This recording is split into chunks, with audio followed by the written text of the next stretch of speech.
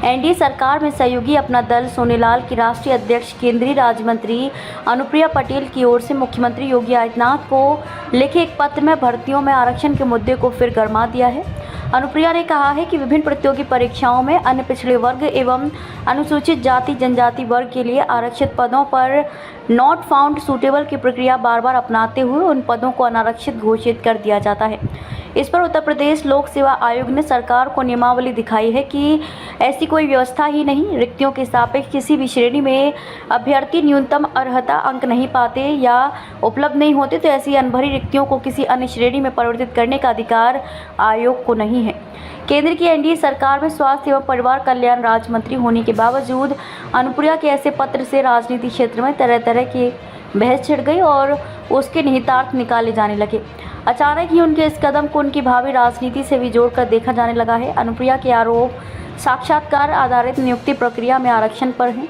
उनकी मांग है कि आवश्यक प्राविधान करते हुए सिर्फ साक्षात्कार आधारित नियुक्ति प्रक्रिया वाली प्रतियोगी परीक्षाओं में पिछड़े वर्ग और अनुसूचित जाति जनजाति वर्ग के लिए आरक्षित पदों को इन्हीं वर्गों के अभ्यर्थियों से भरा जाना अनिवार्य किया जाना चाहिए, भले ही इसके लिए कितनी भी बार नियुक्ति प्रक्रिया करनी पड़े।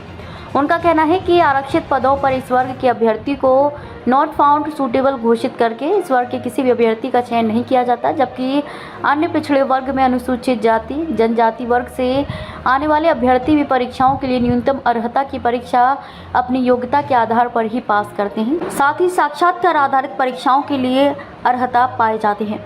इस पर उत्तर प्रदेश लोक सेवा आयोग ने भी अपनी ओर से सरकार को पत्र लिखकर जानकारी दी है कि नियमावली में स्पष्ट है कि न्यूनतम अर्हता अंक न मिलने पर भी नॉट फाउंड सूटेबल अंकित नहीं किया जाता है, बल्कि ग्रेडिंग अंकित की जाती है।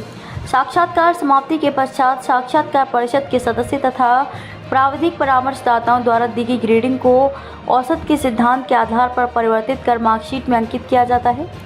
रिक्तियों के सापेक्ष किसी भी श्रेणी में अभ्यर्थी न्यूनतम अर्हता अंक धारित नहीं करते या उपलब्ध नहीं होते तो ऐसी सारी अनभरी रिक्तियों को आयोग स्तर पर किसी अन्य श्रेणी में परिवर्तित करने का अधिकार नहीं है। शासनादेश के अनुसार कार्यवाही करते हुए ऐसी रिक्तियां अग्रणित कैरी फॉरवर्ड कर दी जाती हैं। साक्षात्कार लेने वाले लोगों को अभ्यर्थी का क्रमांक, नाम, जाति, श्रेणी, आयु की जानकारी नहीं दी जाती।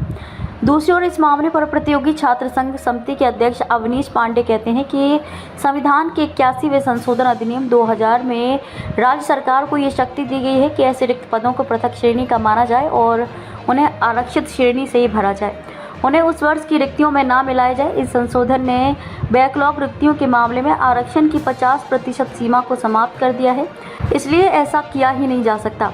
सपा ने भी एसजीपीजीआई की भर्ती में आरक्षण से खिलवाड़ किए जाने का मुद्दा उठाया है। पार्टी के प्रवक्ता डॉक्टर आशुतोष वर्मा ने इंटरनेट मीडिया एक्स पर लिखा कि देश की सर्वोच्च संस्थान एसजीपीजीआई लखनऊ में खुलेआम हो रहा है आरक्षण से खिलवाड़। 97 सीट का आवेदन दिया गया, जिसमें आरक्षित वर्ग की 48 सीट में से सिर्फ 2 सीट पर SC ST और 8 पर OBC डॉक्टर का ही चयन हुआ। बाकी 38 सीट कहाँ गई, कुछ अता पता नहीं है।